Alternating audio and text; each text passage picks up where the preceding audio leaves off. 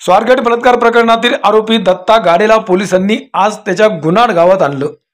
त्याचा मोबाईल हस्तगत करण्यासाठी आज त्याला गुन्हाड गावामध्ये आणलं गेलं।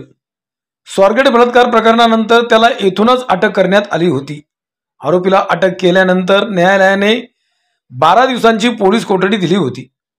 मात्र सामूहिक तपास करताना आरोपीबाबत नवनवीन धक्कादायक माहिती समोर येऊ लागल्याने गुन्हे शाखेकडे तपास दिला। आज गुन्हे शाखेचे पोलीस मोबाईल हस्तगत करण्यासाठी त्याच्या गुन्हाड गावात आले। दत्ता गाडे याचा मोबाईल हस्तगत करण्यासाठी त्याला आज शिरूर तालुक्यातील गुन्हाड गावात आणलं होतं। त्याच्या मोबाईलमधून बरीच माहिती पोलिसांना तपासासाठी मिळणार आहे। त्यामुळे आज त्याच्या गुन्हाड गावात पोलीस घेऊन आले। स्वारगेट बस स्थानकावर घडलेल्या घटनेनंतर आरोपी गाडे तब्बल 12 तास पसार होता। त्याला 12 तासांनी पोलिसांनी त्याच्या गावातून अटक केली। कायद्याला चकवा देण्यासाठी तो ज्या ज्या ठिकाणी लपाछपी खेळत राहिला त्या ठिकाणी पोलीस त्याच्याकडील मोबाईलचा शोध घेत आहेत।